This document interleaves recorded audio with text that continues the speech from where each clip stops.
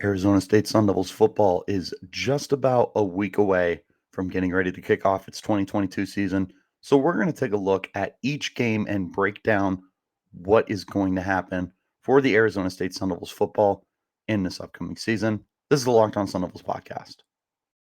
Are Locked On Sun Devils, your daily podcast on the Arizona State Sun Devils, part of the Locked On Podcast Network. Your team every day.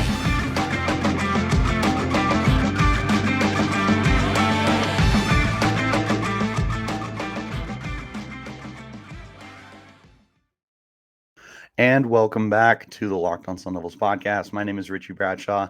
I will be your guide for everything Arizona State Sun Devils football. As always, thank you guys so much for making us your first listen of the day. We are free and available on all platforms, including YouTube, if you would like to check us out in a visual platform. But wherever you do get those podcasts, make sure that you like and subscribe and turn on those notifications so you get an update every time we post new content. If you do want to stay in the loop with all the content that I provide, follow me on Twitter at RichieBrads36.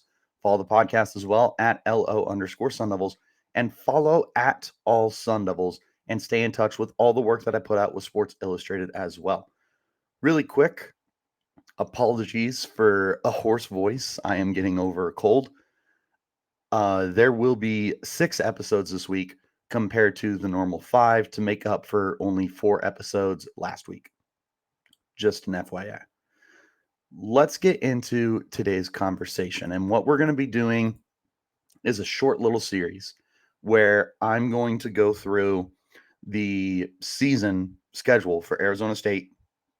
We're going to break down the games piece by piece, go over important things to know, like an outcome, best case, worst case scenario kind of thing, that kind of stuff, what you need to know about these games heading into them.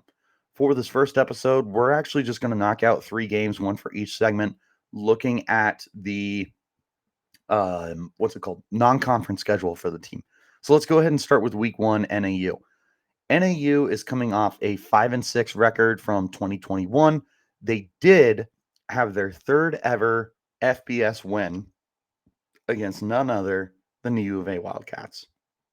Better yet, they went down to Tucson and beat them 21-19. That's just how lowly the Wildcats were last year, and we're here for it, because to call NAU the little brothers of Arizona football is, generous at best. They're a Big Sky team, so they're very, very small compared to U of A and Arizona State, obviously, but they will be on our schedule to kick off the season. We'll be playing them next Thursday. Looking at the team, they do have some intriguing pieces, particularly running back Kevin Daniels. He's coming off a 1,100-yard season for the team a year ago, scored 7 touchdowns as well. And they're bringing in a new offensive tackle from Oklahoma in the form of Noah Nelson, who's a massive man. He's 6'8", 295 pounds, so he's got plenty of room to continue adding bulk to that body if he would like to. They also return defensive back Morgan Vest, who led the team both in tackles and interceptions with 5 interceptions a year ago. So there is some important pieces that are returning. However, this is a defense that was near the bottom in all of college football and just could not stop a nosebleed. Regardless of the fact that Morgan Vest is back, there is very little on that defense to really give the Lumberjacks any hope of stopping any competition, let alone an FBS Power 5 team in Arizona State. Offensively, they're going to be powered through Kevin Daniels, and he actually is a preseason All Big Sky player that they're going to be looking at this year. He's going to be the bell cow for them. They're going to give him, 20, 25 touches a game, maybe even more than that. But it's going to be predicated on being able to control the clock. This is not a great team. They finished 5-6, so it was sub 500 team from a year ago, and their schedule does not look much better this year. They don't look like much of a better football team either. Starting off the season at Arizona State is going to be very tough for them. I can tell you right now, unbiased, that this Sun Devils team, even with all the departures from the transfer portal and the NFL, is so much far and away better than what the 2021 U of A Wildcats were. It's not even close. We would still smoke them.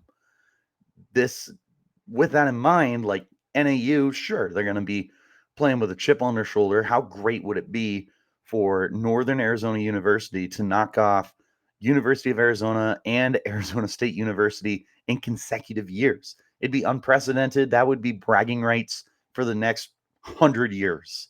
It'd be really cool for NAU. So they're definitely going to be coming into Tempe with something to play for. But I will tell you right now that unfortunately, they're just, by the end of it, they're going to be wanting to play for saving face on the final box score. Look, we played NAU a few seasons back. It wasn't a particularly close game, but they did find a way to come up with some big plays, and it wouldn't be a surprise if NAU were to find a way to do that again. As we all know, Arizona State, especially in recent years, finds a way to play down to their competition. I would not rule it out of the possibilities with all these losses that Arizona State wouldn't find a way to struggle in this game.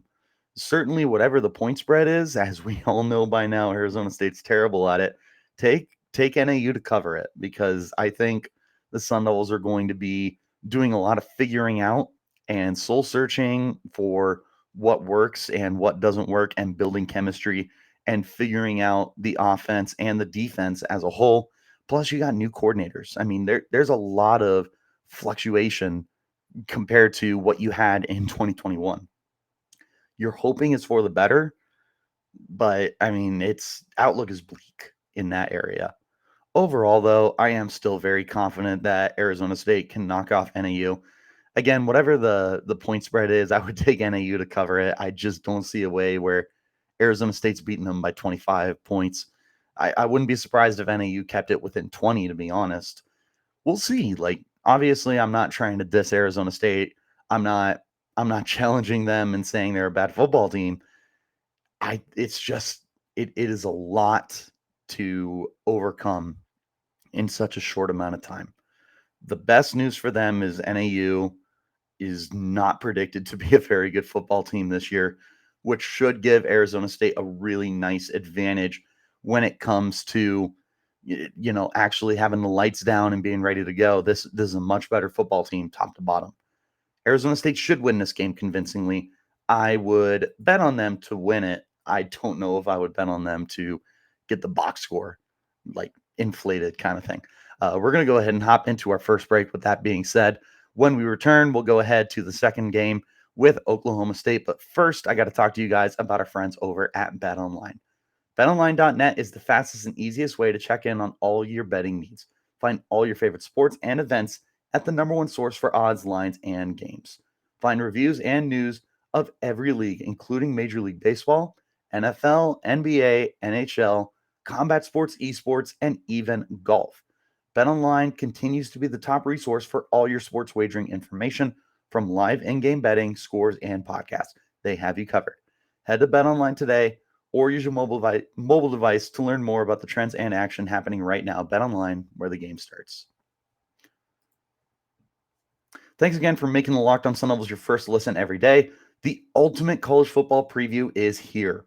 A 7-episode preview with college experts, local team experts, and Odyssey college football insiders. It's everything you need to be ready for the college football season in one spot. Search for Ultimate College Football Preview on your Odyssey app, YouTube, or wherever you get your podcast. Definitely check that out. I actually had the pleasure of hopping on and talking a little bit of Arizona State, so you guys will definitely want to make sure that you give that a listen. Going into our next game, this is a tough one. Oklahoma State. Now, I chalk it up as a loss. Call a spade, as a famous Richie Bradshaw has said many a times. This is going to be ugly. Oklahoma State is coming off a 12-2 season. They were a shootout away from winning the Big 12 entirely, which could have put them in a position to ultimately make the college football playoff. I believe at the time they were within the top 10. They might have even been in the top 8 overall. And with Cincinnati being that fringe team simply because they are not a Power 5 team, Oklahoma State could have gotten the nod over them and made it to the playoff. They had an outstanding defense. There were tons of guys. 3 players ended up getting drafted for them. And the offense was able to put up points. Spencer Sanders, very effective college quarterback. They had a breakout year from Tay Martin. Some of their running backs were very, very good as well. They return a good core of the offense. The defense, though, lost a lot. And that was a top 10 unit in the entire country. Now, you do have some believers who think that Oklahoma State can still find a way to end up turning this season around and still making it a very competitive year for them. And at least in terms of like defense is what I'm getting at. The team overall is going to be good because Spencer Sanders is still at quarterback. And while he may not be like some number 1 overall pick kind of quarterback, he is a very good college quarterback. He could be the best quarterback in the Big 12 right now. It's probably between him and Quinn Ewers with Texas, can just kind of depending on how high you are in Ewers. Obviously, Oklahoma is dealing with the losses of both Spencer Rattler and Caleb Williams, so they got a lot of uncertainties there.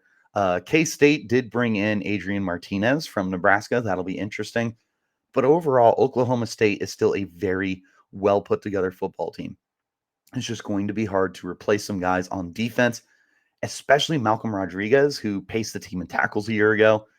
2 of their corners, Jarek Bernard Converse and Christian Holmes, were also just all over the field and creating turnovers. Those 3 losses in particular are going to be very difficult for the Cowboys to overcome. But I have a feeling it's not going to be something that is so detrimental that they struggle against Arizona State. One of the biggest factors in this game is you're going to Stillwater, Oklahoma to play the Cowboys. You are replacing an insane amount of players. Talking about Arizona State now. It's unprecedented. You basically have a new starting 11 on offense and defense with a few exceptions.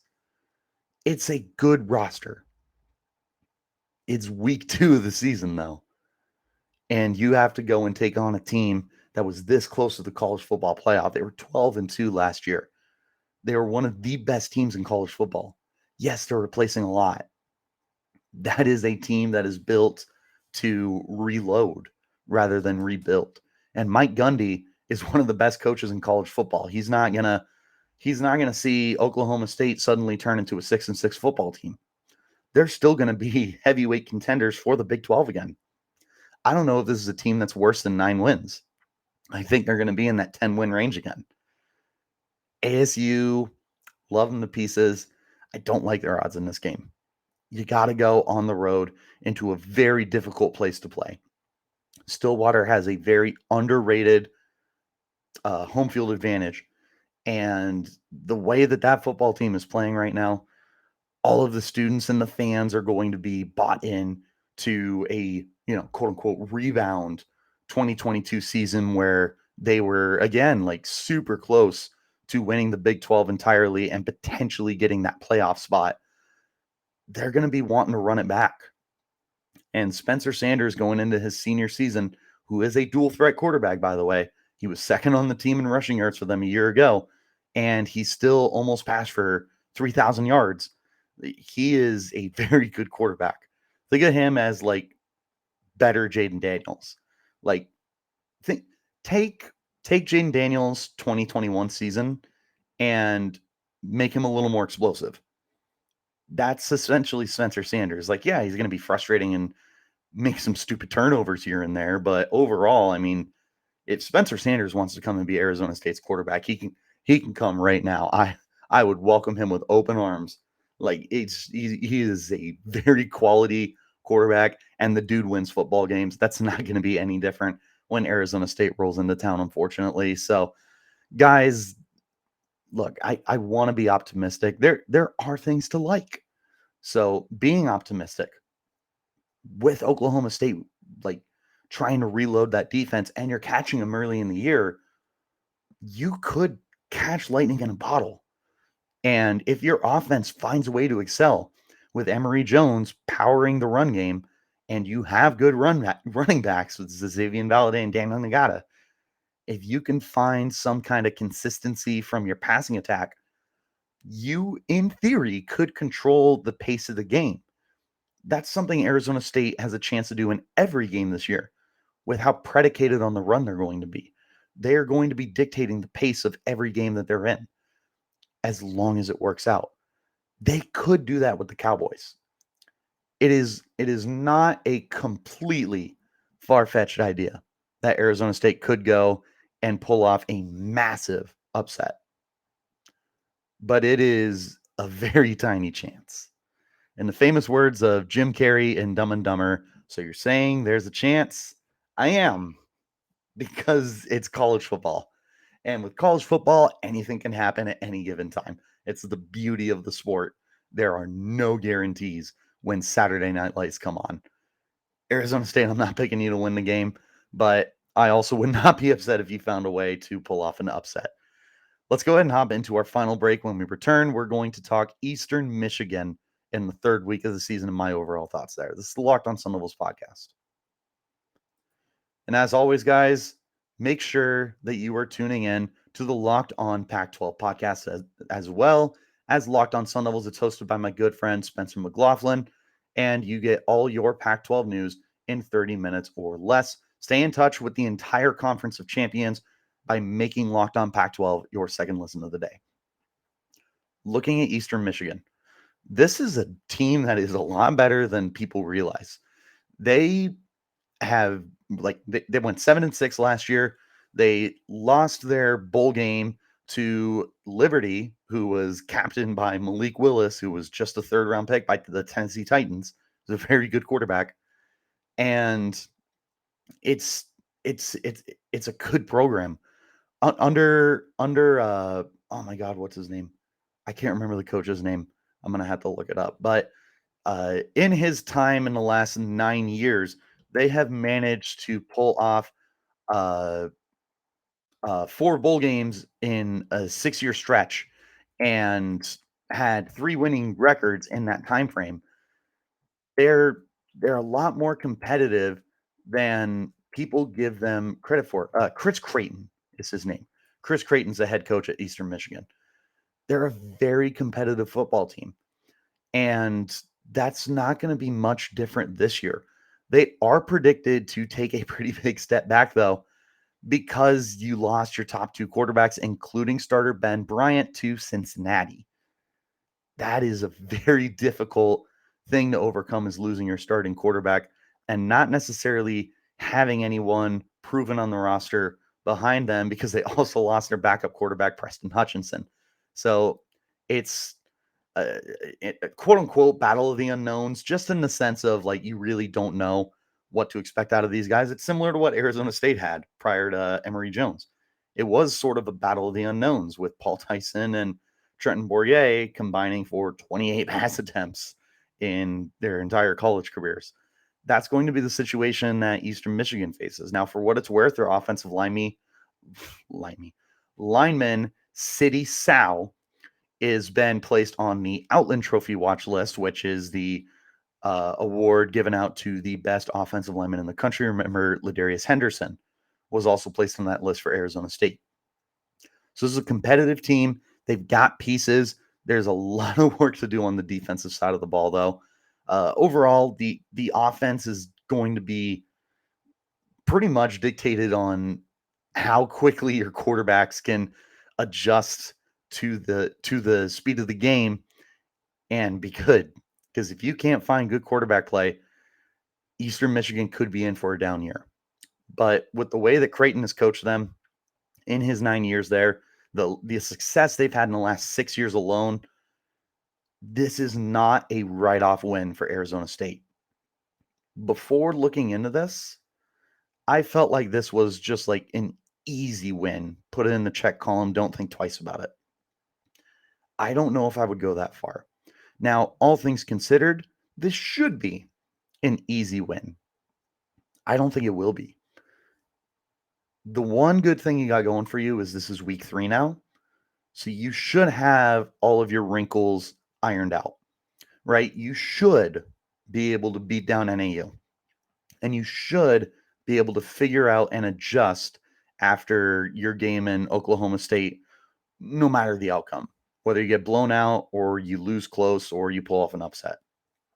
By the time week 3 rolls around, knowing this is your final game before you hop into conference play, this should be kind of the final game to get everything figured out, set in the stone, and know what your strengths are, what your weaknesses are, and what you need to do better.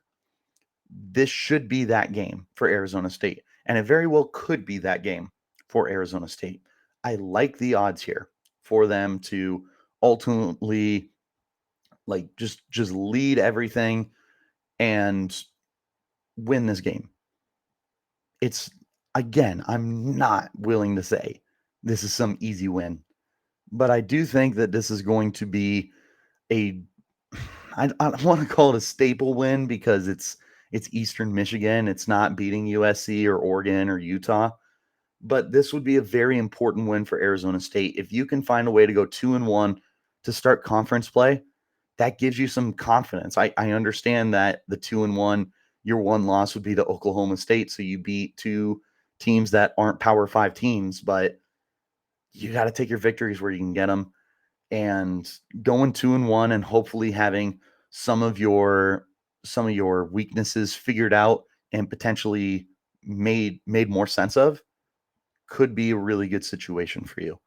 Overall, Eastern Michigan, there's no reason they can't beat this team soundly. Similar to NAU, though, right now, I just am not going to write off ASU as clear victors for any game this year, which includes Eastern Michigan. Nonetheless, I think 2-1 is probably the most realistic possibility here.